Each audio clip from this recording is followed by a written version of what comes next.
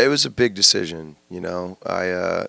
There's still a part of me that's kind of on the fence about it, but I mean, it all comes down to the band at the end of the day and how we handle it, you know. And if we can come together as men and handle it the right way and do it for the right reasons, you know, do it for the fans, do it for the family.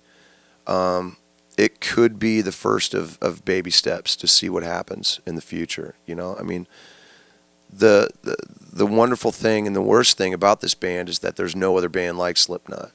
So we handle things the way we handle it. And but right now we're trying to do what's right, you know. I mean, we're trying to do what's right for us and just see what happens. We're trying to do what's right for the fans and let them kind of celebrate Paul's life with us.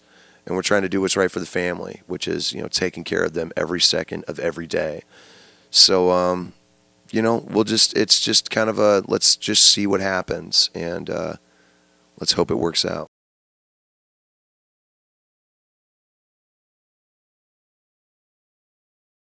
It's one of the things that we're talking about right now.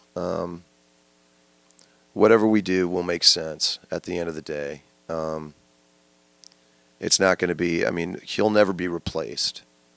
And it'll never be anything that will be okay, basically. But when the time comes, we'll figure it out.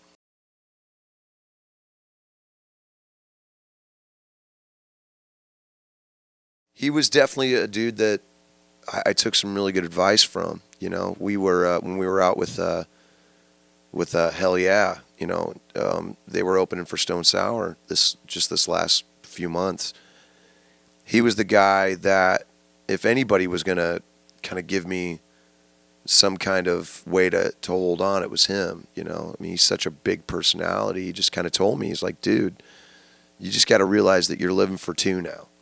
You know, every victory is for two. Every day that you get this gift is for two. You know, anytime you're celebrating, it's for two. And that's helped me. It's definitely helped me, you know, thinking about the fact that Paul's spirit is with me, not only with me, but with, you know, the rest of the band, with the family. And because he just had such a huge heart and such a great talent that there's no way that could ever dissipate, you know.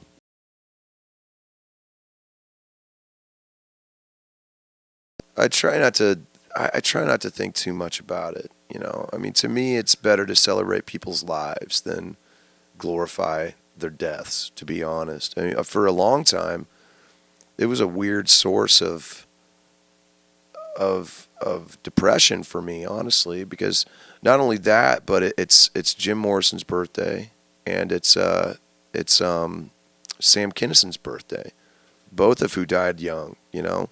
December 8th, 1963, Frank Sinatra Jr. was kidnapped and almost killed. December 8th, 1984 was the Razzle car crash with Vince Neil. So, I mean, there's a lot of weirdness. Darby Crash died. There's a weirdness. Some people say December 7th, some people say December 8th, but Darby Crash from the Germs died in this time period. So it's always been a weird day for me, you know. And so I've gone the other way with it. I've gone the other way, and I choose to celebrate the life, and I choose to celebrate the legacy instead of the tragedy.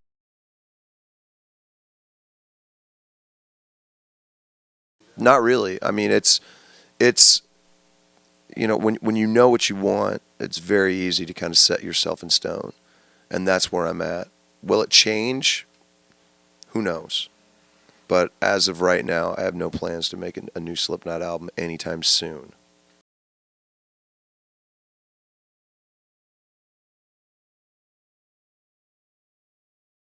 No, it's just miscommunication. You know, I mean, me and Clown and Joey got together a few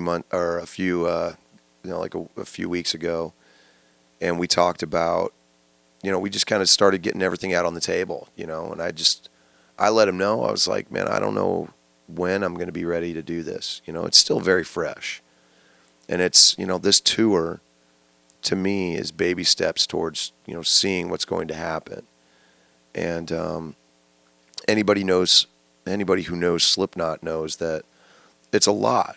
It's a lot to take, you know, and this has kind of just made it even more to take.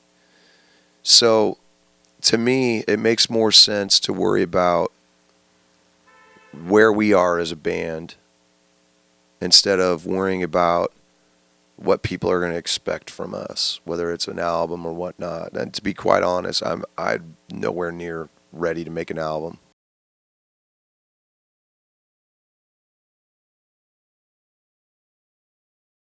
I'm not going to be in Iowa enough to celebrate it, to be honest. So ironically, um, I remember it was a dark, dark, dark time. You know, it's a fantastic album. Do not get me wrong. It is a powerful, brutal, ferocious album. It's one of, and in the last few years, it's become one of my favorites that we've done. You know, it took me a long time to like it though, just because of how dark it was to make it, how dark I was when I was making it, and all the subject matter, man. I mean, it's a brutal, brutal album.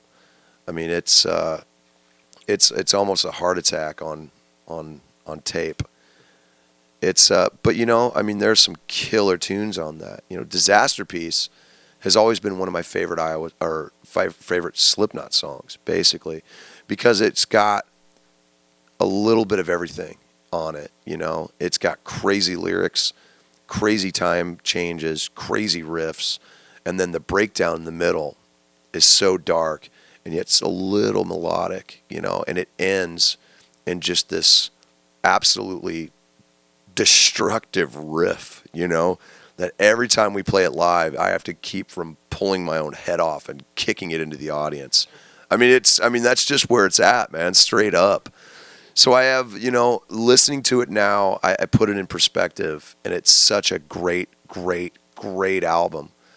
Um, I, I think if it had been different behind the scenes, it wouldn't be that album. So I have to take the good with the bad.